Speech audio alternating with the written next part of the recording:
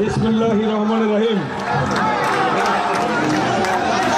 এই স্লোগান হবে না, কোনো স্লোগান হবে না, কোনো স্লোগান না, কারণ এই সময় নাই, স্লোগান হবে না, কোনো স্লোগান হবে না, সময় নেই এখন।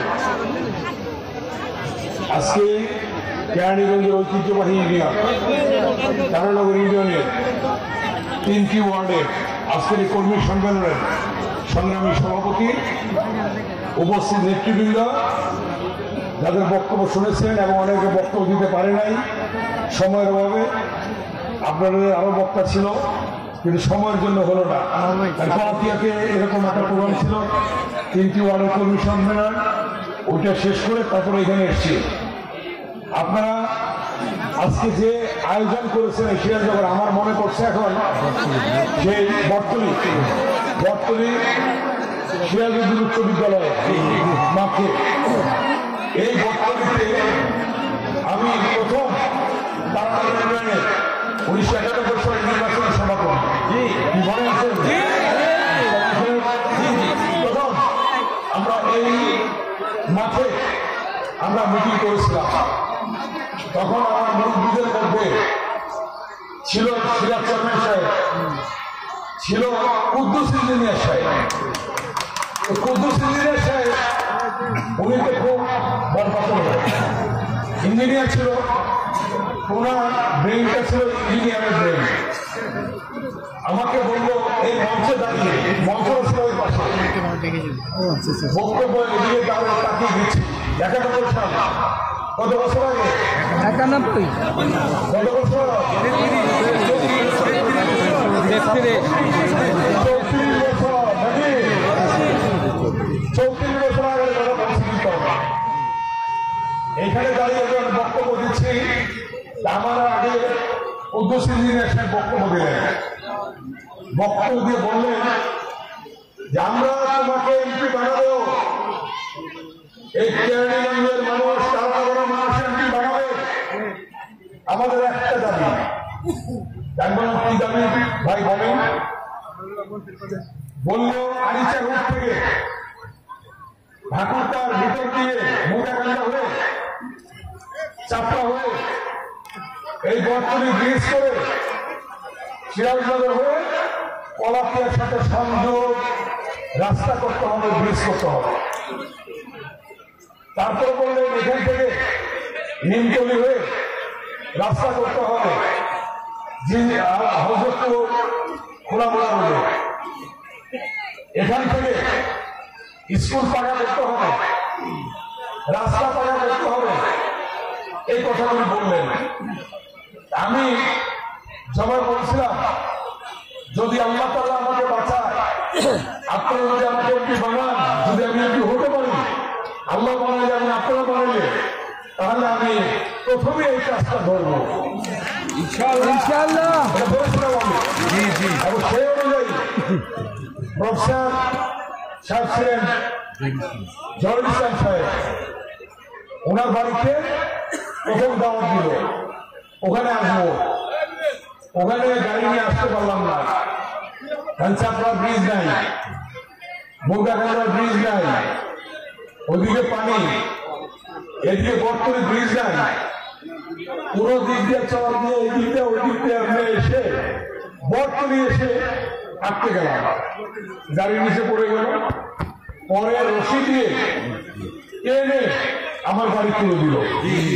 মনে আছে নাকি? তাদের মনে আছে? মুরব্বীদের মনে আছে? মনে আছে না?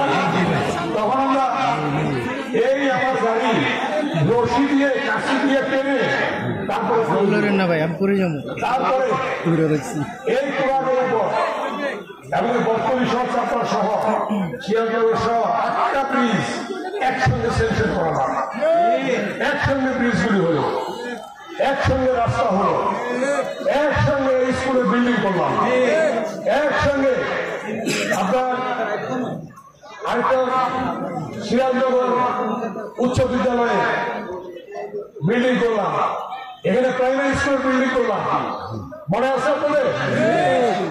হাই স্কুলের বিল্ডিং করলাম, তারপরে আপনার উত্তর Bahachchar primary school building, Boroiganj bridge, Nimtoli bridge, Boroiganj মাদ্রাসা, তারপর আপনার বাহাচ্চর যে বলছি উত্তর বাহাচ্চর প্রাইমারি স্কুল বিল্ডিং হলো, বেলকা হলো, তারপর ওইদিকে ভবন আদিভবন উচ্চ বিদ্যালয় বিল্ডিং হলো, প্রাইমারি স্কুল বিল্ডিং হলো, তারপরে ওইদিকে কাঁঠালতলী গতকাল দিয়েছি, গত 3 দিন আগে গিয়েছিলাম আমি কাঁঠালতলী, সেখানে সেই স্কুল হলো। মানে মোট কথা কাঁঠালতলী মোট কথা কোনো কিছু বাকি ছিল না। কি ছিল বাকি? বাকি না থাকলে রেজাল্টটা কি হলো?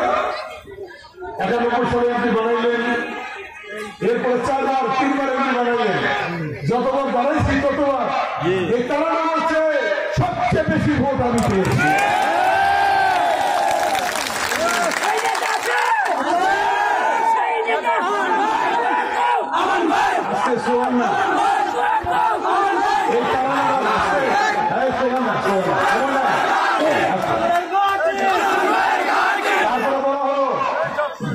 আরিচা রোডের সাথে সংযোগ করে সে কলাতিয়া হয়ে রুইপুর হয়ে ঢাকা মহানগর সংযোগ রাস্তা করলাম। এদিক দিয়ে আলিপুর ব্রিজ করে আবার হেমায়তপুর যাওয়ার রাস্তা হলো, ওই দিক দিয়ে কোনাখোলা পর্যন্ত রাস্তা হলো, ওই দিক দিয়ে মানুষ 10 কিলোর সামনে দিয়ে আগে খোলামোড়া থেকে রাস্তা পাঠিয়েছিল মাটির রাস্তা, সেগুলি পাকা হলো। গ্যাস ঢুকালাম মেইন রাস্তা দিয়ে, এবং যত কাজ করা পরে টেলিফোন এক্সচেঞ্জ, ডিজিটাল টেলিফোন আনলাম, এবং এইগুলি আমরা করলাম যেখানে যেটা দরকার ছিল। আপনার ওই যে দুটা ব্রিজ মনে আছে আপনাদের, 2টা ব্রিজ ওখানে, এইগুলি করা হলো। এই যে আমরা কাজগুলি করলাম, এরপরে আপনারা দেখান নতুন করে আওয়ামী লীগ কোনো কাজ করছে করে নাই, যা কিছু হয়েছে বিএনপি যেমন হয়েছে রিপেয়ার করছে, রিপেয়ার করতে করতে পারে না, এমন একটা অবস্থা গেছে। তারপরে কি হইল? জুলুম আসলো, দীর্ঘ 16 বছর তারেক রহমানের নেতৃত্বে আন্দোলন হলো। এই 16 বছরে এর আগে কি হলো? বসিলা ব্রিজ যদি না হইতো 3 মিনিটে মোহাম্মদপুর যেতে পারতেন, 10 মিনিটে মোহাম্মদপুর, বসিলা ব্রিজ, জিঞ্জিরা বাবুদার ব্রিজ এবং গরিয়ানা একটা ব্রিজ, সব গ্যাস সহ সবকিছু আমরা করলাম। তারপরে ফ্যাসিস্ট সরকার আওয়ামী লীগ এসে আপনাদের উপর মিথ্যা মামলা দেওয়া হলো, জেল কাটানো হলো, এবং আপনারা তারা ঘুমাইতে পারেন নাই, ঘরে থাকতে পারেন নাই, পরিবারকে সময় দিতে পারেন নাই, এবং পয়সা করেন দিক দিয়ে আপনারা বিপদ চেষ্টা করেছিলেন, ঠিক না? আল্লাহর ইচ্ছে দেখেন, সংবিধানের কারণে ছিল যতবার ইলেকশন হবে ততবার আওয়ামী লীগের অধীনে হবে, কিন্তু আল্লাহ কি করলো? আল্লাহ কি করলো? সূরা আল ইমরানে আছে, সূরা আল ইমরানে আছে আল্লাহ দিনকে রাতকে দিন, বাদশাকে ফকিরকে রাজ্য দান করে, রাজ্য কেড়ে নেয় আল্লাহ, তার সম্মান দান করে সম্মান কেড়ে নেয় পৃথিবী সৃষ্টি করে, পৃথিবীতে ধ্বংস করে, জীবিতকে মৃত করে, মৃতকে জীবিতকে কে করে? আল্লাহ করে। সে আল্লাহ করছে না? সব করছে কিনা বলে? বলছিল শেখ মুজিবের মেয়ে পালায় না, কিন্তু দেখলাম আমরা পালাইতে বাধ্য হয়েছে। এই দেশে থাকতে পারে না, এই দেশে থাকতে পারে না। আল্লাহ কিনা করতে পারে? এটা কে করলো? আল্লাহ, আল্লাহ করলো।